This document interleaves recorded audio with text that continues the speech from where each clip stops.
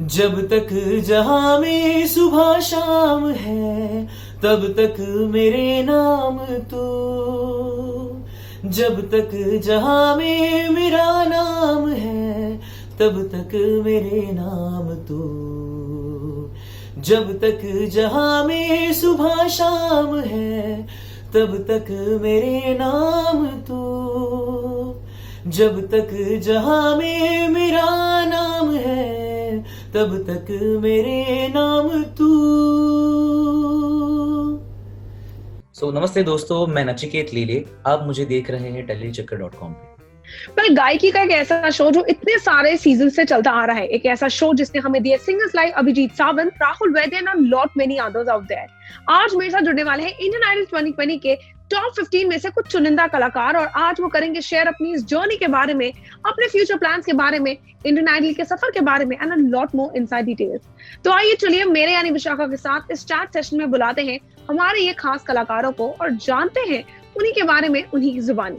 नचिकेत, पहले तो बहुत बहुत स्वागत है टेली चक्कर में आपका एंड कांग्रेचुलेशंस इंडियन आइडल का हिस्सा बनने के लिए। Thank you so much. Well, सबसे पहले तो यही जानना चाहूंगी कि इंडियन आइडल जैसे मंच पे आने का इरादा कब, कहाँ, क्यों, कैसे बना आपके लिए? फ्रैंकली स्पीकिंग, मैं मेंटली प्रिपेयर्ड नहीं था कि मैं ये साल इंडियन आइडल में आऊँगा।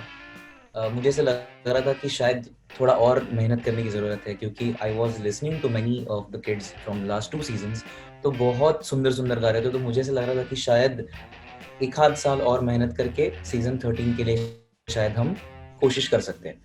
पर लॉकडाउन सब आ गया था। थोड़ा सा मैं मायूस हो गया था कि क्या कैसे चलेगा सब, कैसे होगा सब। तब लास्ट सीजन में जो रनर अप था, फर्स्ट रनर अप, मेरा बहुत ही जिगरी दोस्त रोहित शाम राउत, उसको पता चल गया कि something is wrong with me. So उसने मुझे फ़ोन किया था एक बार कि क्या हो गया, क्या चल रहा है, कैसे चल रहा है। मैंने उसको बोला कि हाँ सब चल रहा है, ठीक चल रहा है, थोड़ा सा मायूस हूँ क्योंकि लॉकडाउन है, सब बंद है।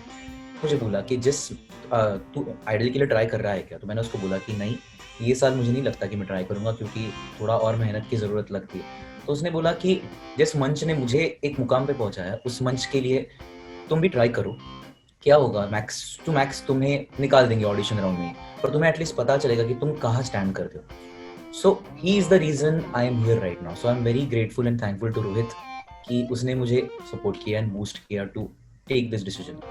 ओके, आपने अब लॉकडाउन की बात करी है, तो सिंगर्स को हमने देखा है कि वो काफी ज्यादा रियाज करते हैं, काफी ज्यादा आवर्स पुट करते हैं अपनी गायकी को और ज्यादा परफेक्ट करने के लिए। तो आपका लॉकडाउन कैसा बीता? लॉकडाउन जैसे सबका बीता वैसे ही बीता। फर्स्ट 1-2 महीने बहुत वीडियो कॉल्स, बहुत लूडो खेलना, ये खेलना, ऑनलाइन जो भी है सब हो रहा था। उसके बाद धीरे धीरे बहुत बोर भी होने लगा था। ऑफ कोर्स मैंने मेरा रियाज चालू रखा था, क्योंकि मैं थोड़े बहुत शोज करता था। तो शोज के जब भी शोज होते थे तब ज्यादा रियाज प्रैक्टिस एज सच मेरी खुद की नहीं होती थी। तो तब मैंने वो यूटिलाइज यहाँ पे किया कि मैं रेगुलरली रियाज करूंगा और I will keep the engine जो भी है प्रॉपरली मेंटेन्ड, कि कभी भी गाना पड़े तो ऐसा नहीं होना चाहिए कि अरे बहुत दिन में यूज ही नहीं किया इंजन को। तो वो सब चालू था, पर धीरे धीरे ऐसे डाउन होते गए, क्योंकि 3 महीने, 4 महीने, 5 महीने बढ़ते गए। तो फिर अलग अलग चीजें ट्राई, थोड़ा वर्कआउट शुरू कर दिया, घर के थोड़े काम शुरू कर दिए, जैसे सबका रेगुलर दिन का लॉकडाउन गया। कि पहले खुशी थी, अरे वाह घर पे बैठना है, जॉब से छुट्टी वगैरह वगैरह, बाद में बोर होने लगा, फिर डिप्रेशन आने लगा कि यार क्या कर रहे हैं लाइफ में। पर ऑफ कोर्स रियाज तो चालू ही था। But now then you have the final excitement factor, because आप अब इंडियन आइडल के मंच पे हैं और आप आपकी गायकी को ज्यादा टाइम दे रहे हैं।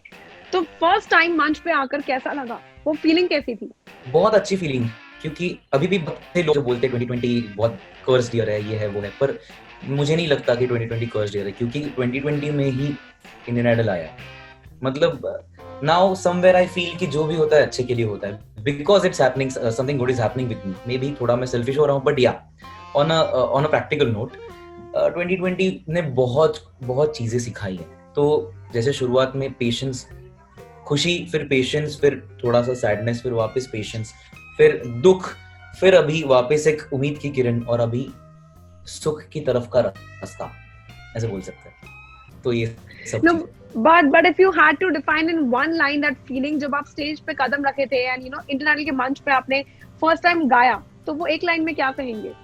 सपने का दरवाजा, वी कैन से सपने का दरवाजा। Okay. क्योंकि बहुत से लोग इंडियन आइडल को एक थ्रेशोल्ड समझ के सिंगिंग करियर शुरू करते हैं कि मुझे आइडल में जाना है, तो मैं गाने की प्रैक्टिस करता हूँ, मैं गाने की क्लासेस लगाता हूँ। तो आइडल का इतना बड़ा एक बेंचमार्क इंडियन आइडल ने सेट किया है कि इतना बड़ा रियलिटी शो है ये। तो और उसके बाद की लाइफ तो बहुत ही अलग है। मतलब जैसे मैंने बोला कि सपनों का रास्ता इज इंडियन आइडल, सपनों का दरवाजा इज इंडियन आइडल। वो दरवाजे के आगे तो पूरी दुनिया है, बट वो दरवाजे तक पहुंचने के लिए बहुत मेहनत लगती है, और वो सब करके मैं आज वो दरवाजे के थोड़े से करीब खड़ा हूँ, वो देख के बहुत अच्छा लगता है। ओके, सो जस्ट बिकॉज आपने कहा कि आपने काफी शोज किए हैं या आप गाते हैं वैसे भी, तो कोई एक ऐसा गाना है जो आपके दिल में है कि कभी ना कभी मैं मंच पे गाना चाहूंगा? ऐसे बहुत से गाने हैं। अभी कैसे हो रहा है कि फिलहाल जितने भी हम टॉप 15 हैं उनका एक स्पेसिफिक जॉनर होता है या फिर एक स्पेसिफिक स्ट्रॉन्ग पॉइंट होता है। तो अभी फिलहाल हम हमारे स्ट्रॉन्ग पॉइंट हमारे जोन में ही है, but what I am here for is कि मुझे बहुत से नए जॉनर्स भी ट्राई करने हैं। मुझे मीका पाजी के गाने भी गाने, मुझे जैसे सवाई गाता है नुसरत साहब के गाने, वो भी मुझे सीखने हैं। तो I am here to learn. So ऐसे एक स्पेसिफिक गाना कि मुझे गाना ही है ऐसे कुछ नहीं है, पर मुझे बहुत से जॉनर्स ट्राई करने हैं। I want to test every single जो म्यूजिक में है। ओके, सो उसी नाते आप मुझे ये बताइए कि आपके नजर में आपकी क्या स्ट्रेंथ एंड वीकनेस है म्यूजिक के पर्सपेक्टिव में, अगर मैं पूछूं तो? Strength and weakness, okay, there are many things. Strength के बारे में मैं थोड़ा सा बोलूंगा कि as I come from a bit of a theatre background, मैंने थोड़ा सा म्यूजिकल थिएटर्स में काम किया है, तो गाने के लिरिक्स समझ के I could express, I could थोड़ा सा act, I could give my inputs for the feeling of that song. वो गाना क्या कहना चाहता है उसके लिए मुझे थोड़ा सा ईजी जाता है एज कम्पेयर टू जिनको जो बहुत रॉ है, जो बहुत न्यू है। तो this is my strength, we can see. Of course classical थोड़ा सा मैंने सीखा है, तो classical can also be one of my strengths, but there are many weaknesses जिसके ऊपर जो मैं अभी भी सीख रहा हूँ कि okay you should add one more thing in your weakness list, जिसको तुमको ओवरकम करना है। तो उसमें सबसे पहले क्रमांक पे आता है कि self doubting and believing in ourselves, कि Nachiket you are here because you are someone, और तुम्हें कुछ तो है इसलिए तुम यहाँ पे हो। तो खुद पे विश्वास रखो, खुद से थोड़ा सा प्यार करो, और मुझे वीकनेसेस के जितने भी पॉइंट्स हैं उसको स्ट्रेंथ्स में कन्वर्ट करना है, और वीकनेस का कॉलम जल्द से जल्द खाली करना है।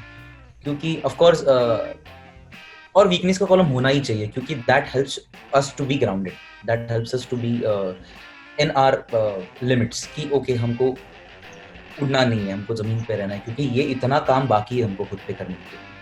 तो ऐसे बहुत सी चीजें हैं जिसपे हर एक बंदा अपने अपने लिए लड़ रहा है और प्रैक्टिस कर रहा है और मेहनत ले रहा है। सो अच्छा, अगर मैं ये कहूँ कि कंपटीशन जैसे अभी बताया कि नहीं है, लेकिन स्टिल अगर मैं बोलूँ कि गायकी के नाम पे आप कौन समझते हैं कि आपको बहुत ही कांटे की टक्कर देने वाला है? अगर वो आपके साथ फिनाले में खड़े हों तो वो आपको बहुत ही सॉलिड टक्कर देंगे। ये सच में बहुत मुश्किल सवाल है, क्योंकि मतलब बहुत सुन रहा हूँ मैं ये बात कि मैं सुन रहा हूँ, as I am the part of that, कि ये time there is it's a GTE, ये इट्स अ GTE, मतलब ग्रेटेस्ट टैलेंट एवर।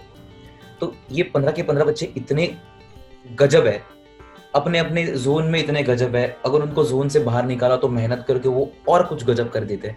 तो एक आध दो नाम लेना ये बहुत ज्यादा मुश्किल है, पर डेफिनेटली इफ मैं सामने रखूंगा तो मैं ऑफ कोर्स सवाई, क्योंकि इजीनेस गाने में जो है वो उसमें से दिखता है।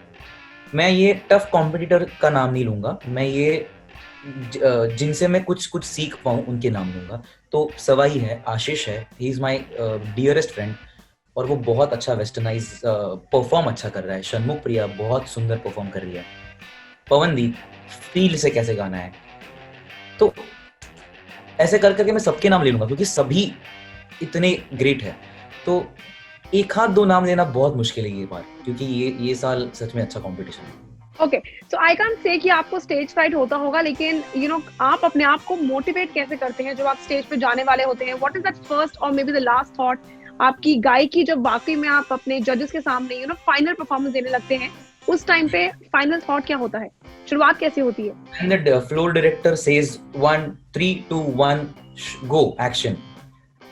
तब मैं म्यूजिक का थोड़ा पोर्शन जब एंटर हो रहा होता है, तब मैं आंख बंद करता हूँ, खुद को शांत करता हूँ कि नचिकेत शांत हो जा, भगवान सब संभाल लो, स्टेज देवता सब संभाल लो, मुझे योग्य, मतलब मुझे, मैं मराठी में बोलता हूँ एज आई एम मराठी, सो मुझे सही रास्ता दिखा, मैं इतना ही बोलता हूँ, मैं खुद को शांत करता हूँ। क्योंकि क्या होता है कि अगर हम नर्वस हो गए या फिर अगर हम टेंशन में ज्यादा आ गए, तो अगर इतना हमने प्रैक्टिस किया है तो नर्वसनेस से वो इतना हो जाएगा, और इतने में से ही हम दे पाएंगे जो भी देना है, जो भी हमको इम्पैक्ट बनाना है।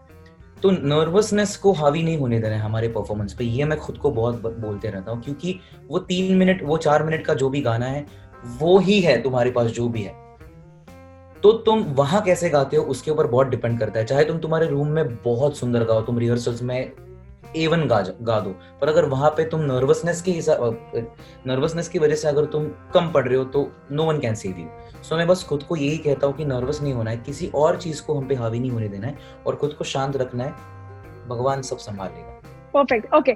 I just need to know the last thing here that finally जब आप कल को इंडियन आइडल के मंच से चले जाते हैं या अपना सफर अंत करते हैं, तो आगे के आपके क्या प्लान हैं? What are your future goals? Very difficult question because अभी पूरा zone into इंडियन आइडल, तो अभी फिलहाल तो मैं I'm trying not to let any negativity come in between कि मैं अगर एलिमिनेट हो गया तो क्या होगा वगैरह, बट I'll make sure कि ऑफ कोर्स मैं जो भी हो रहा है वो पॉजिटिवली लूंगा, यहाँ से जो भी सीखा है मैंने, जो सीख रहा हूँ और जो सीखूंगा उस पर और वर्क करके खुद पे एक्सपेरिमेंट्स करूंगा कि क्या वो चीज थी जो चीज मुझ में लैक कर रही है, तो मैं उस पर वर्क करूंगा। और I try to explore many things in music and I'll try to gain more and more opportunities like this and try to invest many things in it. Any parting words that you have for the fans जो आपको बहुत support कर रहे हैं, बहुत प्यार दे रहे हैं और आगे भी देते रहेंगे? तो इतना ही कहूंगा कि इन शॉर्ट, तुम हो इसलिए हम हैं।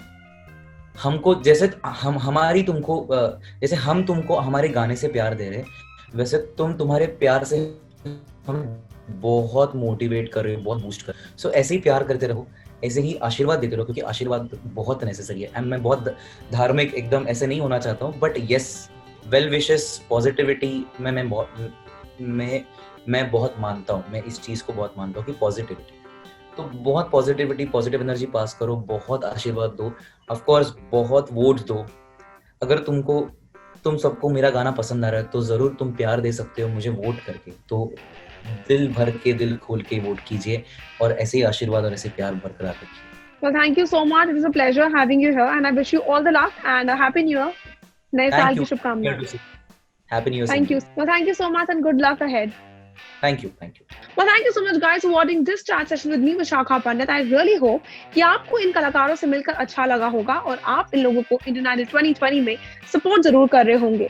If not, do surely watch Indian Idol because ये लोग वाकई में बहुत ही अच्छा गाते हैं और बहुत कोशिश कर रहे हैं अपनी इस गायकी के जरिए काफी सारे मासेस तक पहुंचने की। Until then, stay tuned to Telly Chakkar for all the more updates for the Telly world.